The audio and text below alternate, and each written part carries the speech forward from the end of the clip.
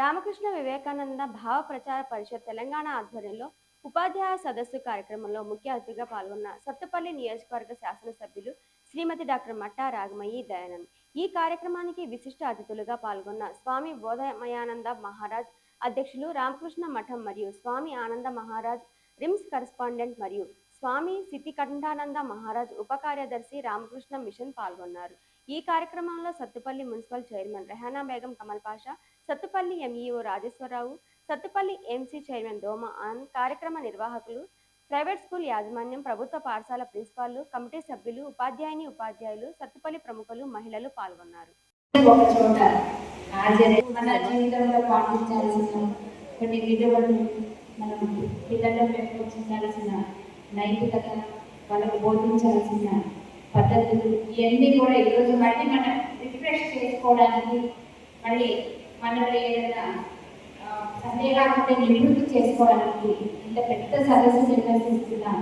మన సత్తుపల్లి రామకృష్ణ సేవా సమితి కార్యవర్గ సంఘానికి, అలాగే సభ్యులందరికీ, అలాగే మనకి మంచి మార్గం చూపించడానికి, మనకు మంచి చెడుల విచక్షణ తెలియజేసి మారుతున్న కాలానికి అనుగుణంగా మనం కూడా ఎలా మారి పిల్లలు ఎలా స్థైర్యం నింపాలి ఇవన్నీ బోధించడానికి, మన జీవిత విలువలు నేర్పించడానికి చేసిన పూజ్యులు స్వామి మహామేధానంద మహారాజ్ స్వామీజీ గారికి, పూజ్యులు స్వామి సిద్ధికంఠానంద మహారాజ్ గారికి, అలాగే స్వామి బోధనామయానంద మహారాజ్ గారు వారు వచ్చి వెళ్ళిపోయారు. వారు కూడా అందరికీ మన సత్తుపల్లి నియోజకవర్గం అందరి తరఫున, అలాగే రామకృష్ణ సేవా సమితి తరఫున ప్రత్యేకంగా ధన్యవాదాలు తెలియజేసుకుంటూ, ఈరోజు చాలా ఆనందంగా ఉంది.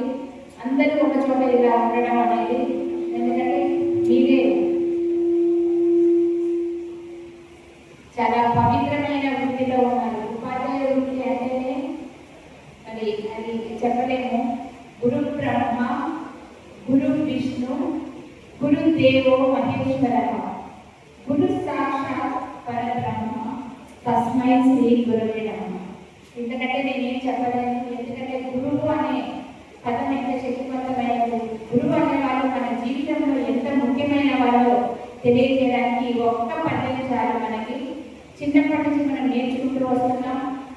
మా కాలంలో అయితే నిజంగా గురువుల పట్ల అంత నిజభావం ఉంది.